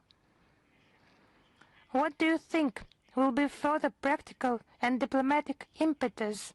In your opinion, what could follow such steps? And following up on your statement at the previous briefing that the ball is not in Russia's court, what actions on the part of Georgia could further this impetus? Actually, I would like to reply to your today question, and I have taken this homework from the previous briefing. Yes, it was actually deep grief in Russia, the death of Patriarch. He was a true spiritual leader, and he protected traditional values and Orthodox unity. So he was respected in the entire Christian world. You have enumerated the steps by the Russian authorities in order to convey officially our condolences to the people of Georgia. Regarding relations with Georgia, our peoples, I would repeat once again, are bound by the closest historical ties. Despite well-known political differences on some issues, we encourage the development of bilateral cooperation. It appears that the Georgian side is also interested in constructive relations with Russia. Interaction with our country is one of the key factors behind the unprecedented growth of the Georgian economy. I would emphasize that our ties with Georgia are natural and not artificially imposed by someone. And we do not allow to impose such approach on us by the West or by anyone else. So it's about economic interaction and people-to-people contacts. Russia is a key trading partner for Georgia in 2025. Yes, as I have promised. I took that data from experts. The trade turnover grew by 6%, reaching $2.7 billion. Russia accounts for 2/3 of Georgia's wine exports, 90% of fruit, 40% of lemonades and mineral water. This demonstrates that our capacious market remains Georgia's priority, and CIS countries account for 70% of Georgia's exports, many times more than the EU's share. Why I compare with the EU? It testifies about the lack of a clear result from the Georgia-EU Free Trade Agreement signed in 2014. It's just propaganda. It remains only propaganda. No one in Brussels intended to open their market to Georgian goods. But 12 years went by. What was the obstacle? It was only about words. Now they just offer to the region's countries, just distracting them from the truth, just showing them some distractive objects, and actually nothing happens. And Russia is a key supplier of strategically important goods to Georgia, energy and grain. The decisions adopted by our leadership in 2023, it was very important to resume direct flights and a visa-free regime for Georgian citizens. Today, the air flights are conducted in more than 20 directions, connecting 3 Georgian and 11 Russian cities. The tourist flow increased to 1.6 million people. Every 4th tourist in the Republic in Georgia is from Russia, and it's about the development of Georgian tourism industry and increasing the number of pilgrimages to Georgia. Russians travel there not for exotic things but to venerate Georgian holy sites. This will be further occasion to do that. It's one more eloquent testimony of common culture and history of the two people. We stand on the same spiritual foundation and defend the same values. We're sincerely glad that the context between our two peoples and the economic cooperation is developing accordingly. Now on to political dialogue with Georgia. I can only repeat one thing. If Tbilisi is ready for that, Moscow will not avoid goal-oriented discussion. The rejection of dialogue with Russia, as well as tragical events of 2008, are a part of the heritage of a criminal and reckless regime of Saakashvili. In its rationale to actually rationally justify the advantages of such an approach that Georgia used to take, and we hope that Tbilisi, realizing the true goals of the West in regards to the country, will understand that cooperating with Russia is better than confronting it, and this is a position that is backed by facts. And the challenges that our peoples, our countries have faced have become doubtlessly a very powerful provocation that has been prepared for a long time, and fortunately was stopped in its tracks, and it didn't go any further in the deepest part that it was prepared to serve by the West, not only for our country but the entirety of the region. The region is rich in natural resources and represents a unique geological and ecological point of the planet, possessing all types of natural riches, from resources to, of course, culture, history, art, etc. And you understand this always causes envy and desire to be destructive and inflict damage and unleash chaos and disorder. This is a desire of some select structures on our planet. Unfortunately, they do still exist. Thank you very much. Thank you. Is the Chinese Media Corporation with us? Yes. Well, we have two questions. You already answered one of them. Thank you very much. I'll answer the second question. Currently, on the island of Hainan, we have the Boao Asian Forum, where Russia is represented on a high level. Asia is currently being called locomotive of the global economic growth, with its role becoming more important than before. How does Russia view the multilateral cooperation with the Asian countries in the forming markets? What are expectations of the Russian side in regards to the existing forum and the prospects of its development? In the current moment of geopolitical tension, we see the growing significance of dialogue structures helping reinforce regional cooperation and elaborate exact avenues of growing trade and economic cooperation. Among such formats are the Asian Forum and the Eastern Economic Forum in Russia. They are depoliticized and representative and especially oriented towards the Asia-Pacific region, rich in history and tradition, and they are, of course, extremely effective. The organizers of the ongoing Asian Forum, BOAO, are raising the topics concerning the relevant economic tendencies in the world. Especially, we see the discussion of digital economy and managing artificial intelligence, good environment for trade and investments, development of cross-border payment and electronic commerce.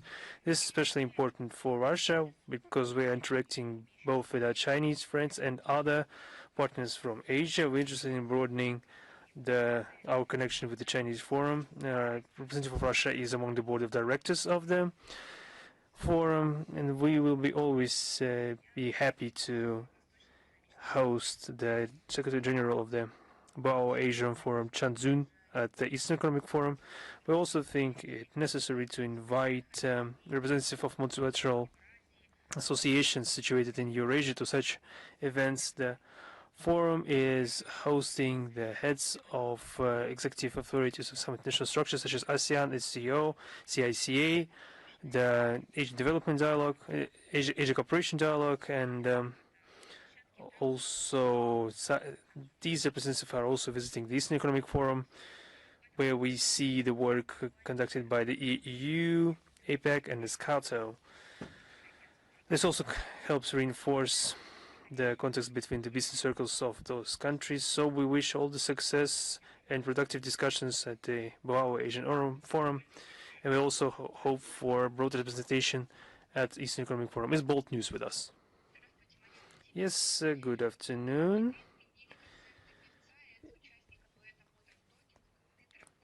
in Lithuania, there was a cancellation of a singer and an ex-participant of the modern talking duo, Dieter Bohlen. I finally got this question. I hoped for us to discuss this question during the briefing. Let's talk about Dieter Bohlen at the briefing. Yes. Also, they cancelled the performance of Croatian violin player Stepan Hauser because he dared to perform Kalinka. Why are the Baltic states the most frequent suspects when Russian language is Russian culture is cancelled? And it is just puzzling to see when we see different people who are performing Tchaikovsky, Mussorgsky, Rimsky-Korsakov, and other composers, and it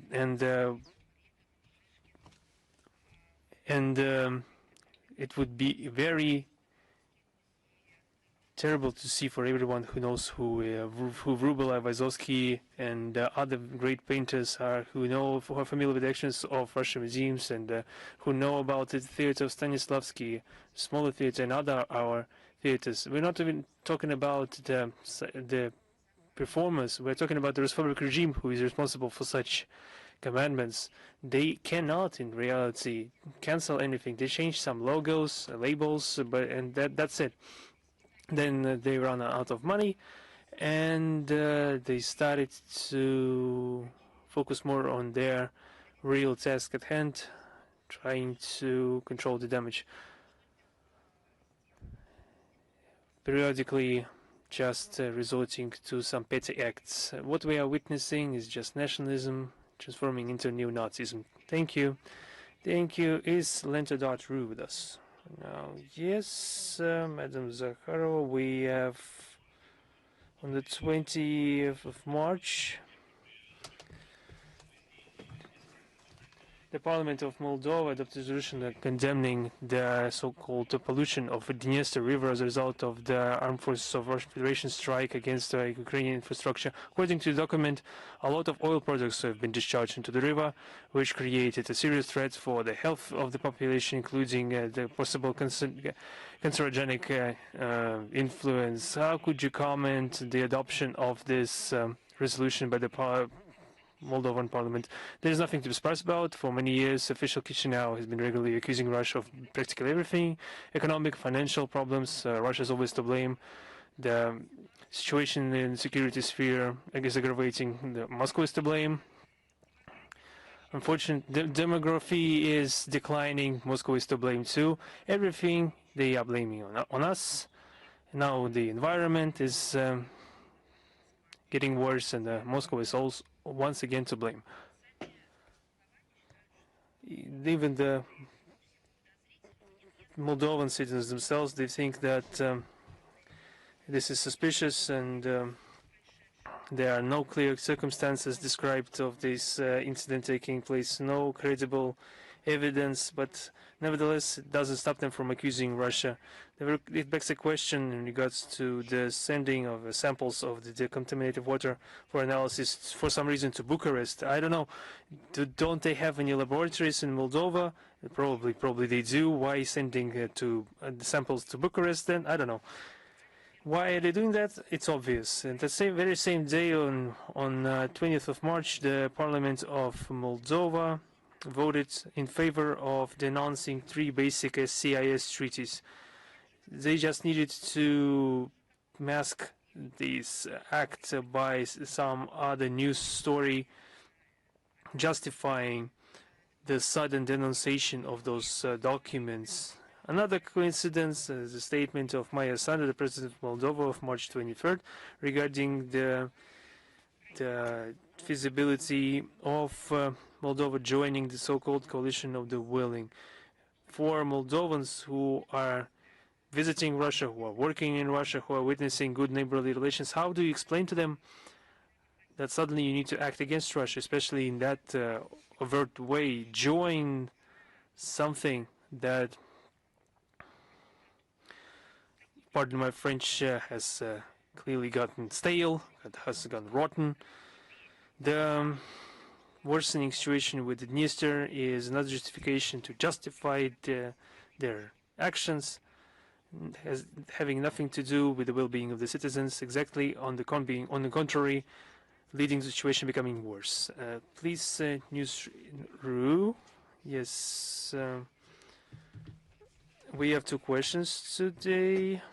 How does Moscow evaluate the risk of possible occupation or blockade of the Kharg Island by the United States, which is a key node of exports of Iranian oil? What consequences for regional stability, global energy prices, and interests of Russia would this scenario entail? The worsening of the situation in the Middle East has already, as you know, I'm convinced that you're familiar with the numbers, has led to the rupture of 20% of all global shipments of hydrocarbons and fuel. We already mentioned that at the previous briefing. Due to the significant damage of more than 40 facilities of fuel and energy infrastructure of the Persian Gulf countries and the practical blockade of the Hormuz Strait, the market daily is lacking 50 million barrels of oil and 4.5 million barrels of oil products. And according to the International Energy Agency, gas has increased in price by 85% in recent time and is currently trading around 600, 700 US dollars for 1 cubic meter. The Brent oil has increased in price by 54%, currently at level of $100 per barrel. Such significant and sudden growth in price of energy has led to the ramifications for the entirety of the manufacturing production chain. We also need to take into account the significant influence of the political events for the global prices. Against the backdrop of the significant growth in price hike of oil and gas, and due to the risk for the world economy, President Donald Trump has postponed his threat to damage Iranian energy system for 5 days. As we see, the prices have significantly decreased in the time, but then they have started raising back. We don't preclude any of the scenarios because we cannot really forecast any developments in the region and the reaction of markets. We call on the de-escalation. We also hear about the speculation about the so-called land operation in the Kharg Island, but hope this will not come to it because the results of the already accomplished facts are enough for us. And my second question, as a result of the standoff in the Middle East, the United States has to withdraw the personnel from the bases in the region. According to the media, recently the United States base was transferred from Baghdad to Jordan. How does the Russian MFA evaluate the evacuation of the American military bases from some Arab states? Will this positively influence the situation in the region? You know, we don't usually comment on the bilateral relations of two sovereign states, but we need to note that the current dramatic situation in the Persian Gulf are telling in saying that the presence of the United States Armed Forces in the region, instead of reinforcing security, creates additional threats for all countries of the region. Thank you very much. Is Newsfront with us? Yes, good afternoon. One question, if you allow me. How would you evaluate the new accusation raised against Russia that the main person to blame for the growth of migration to Europe in the last 10 years is the Russian President Vladimir Putin? This statement was made by the EU Commissioner on Internal Affairs and Migration, Magnus Brunner, in his interview to Financial Times. I'll just ask for clarification and just ask for we have been accused of worsening the environment in Moldova and migration problems in Europe. If we talk about this seriously, there is nothing new and nothing true about such statements. We have given numerous evaluations and comments to the statements from Brussels. now trying to shift the blame for the refugee flow to Europe onto Russia. All accusations of Western countries in regards to the Russian culpability in the world migration crisis is another attempt to lift the responsibility for their own misdeeds and find someone to blame, find scapegoats to cover up their own failings in the migration policy. Let's just remind them what the situation was in reality in the last decade. It's a direct consequence of a reckless and short-sighted interference into internal affairs of sovereign states of the Middle East and North Africa to destabilize them and forcefully change the regime. Just remember the so-called Arab Spring. That's the root of the existing current problems when it comes to migration. This led to a collapse of statehood, humanitarian catastrophes, civil wars, and growth of terrorism. Before that, we saw the situation around Iraq. Parallel with that, we had the so-called Arab Spring, pseudo-Arab Spring. Then we saw Libya, Syria, and so on and so forth. We can give dozens of other examples. Permanent threat to livelihood, lack of fundamental rights and freedoms has led to mass refugee flows from that region. Just look at our statements from the period. We have always warned against it. We have always warned what this would lead to.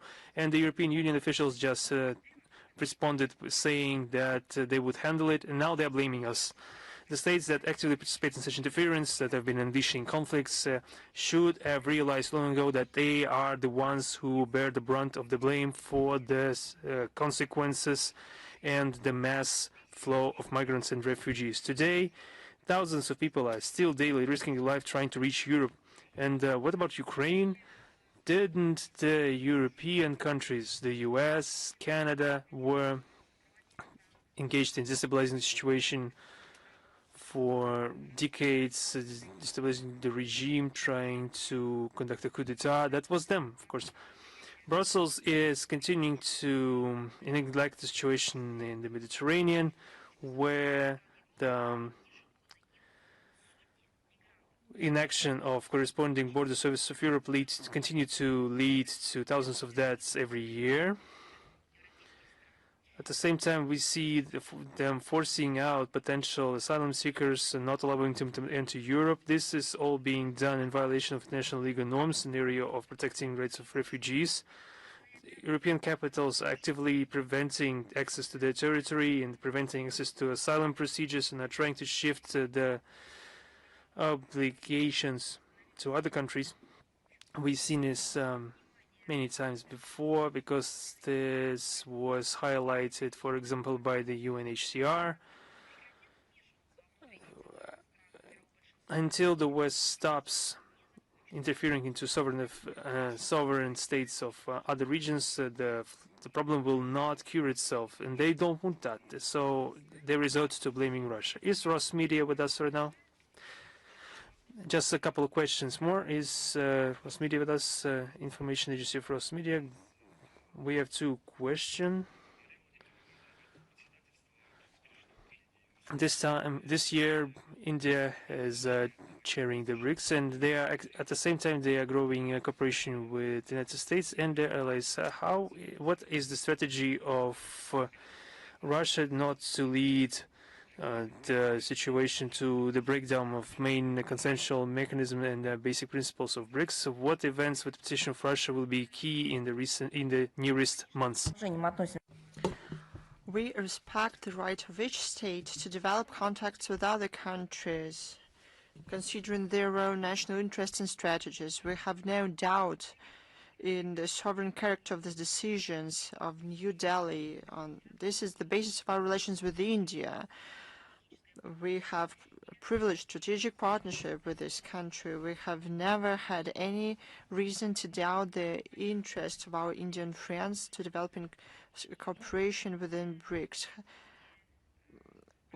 We can have various stances on certain topics and situations. However, we are united in the issue that this alliance is very important.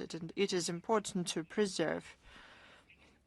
We, of course, support priorities of BRICS work for this year declared by our Indian friends. We are sure that through joint efforts we will have to come to the next summit of BRICS in September this year with tangible achievements. We are prepared to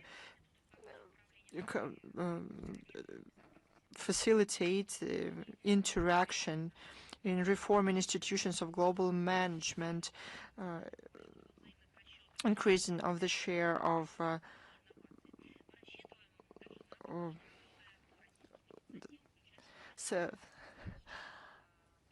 settlement in national currencies and other topics. We expect to continue work on Russian initiatives, including the mechanisms of insurance platforms. One of the key events on the political track, besides the traditional meeting of the leaders, there will be the Council of Foreign Ministers of BRICS countries. This will be a good opportunity to discuss the relevant issues on the international agenda. Question 2. Earlier there were speculations in the media about disrespecting the Gaydar leader in Russia. I cannot believe that. I cannot believe that there are people who came up with this. I don't know why you, as a journalist, are paying attention to this, but there are a lot of fakes, there are a lot of provocations. One cannot pay attention to all of them. This won't help us. We should pay attention to the principled position, and it is expressed many times, especially in the run-up to the anniversary events, including here in Russia. There was a number of them. Even I, as a official representative of the MFA, gave interviews to Moscow, Baku. If I'm not mistaken, it was May 2023. I will provide the link in the text of the briefing today to this interview. I never knew him personally, but I read and heard a lot of him. There were also statements that I made dedicated to 100 years since the birthday of Gaydar Aliyev. I cannot believe that you can believe those journalists that came up with this lie. I'm also shocked that you ask me this question. It is not asked by the Azerbaijani journalist. He, for some reason, and I hope it was not somebody else's orders, they started to stop visiting our briefings. In this case, they could have first-hand answers to their questions. If you remember, we always had representatives of Azerbaijan. I don't want such articles to be published. Nothing like this ever happened. But we are always happy to see everyone, representatives of all countries. There's another thing I would like to note. We shouldn't give in to the provocations of those who want to incite us against each other. We should take note of their principled position. It was communicated many times to the public. We do this with great respect, real, sincere respect to our partners and our common past and history, colleagues. Now I have to wrap up the briefing. I will answer all your questions. Thank you very much. See you next time. I wish you all the best. До свидания.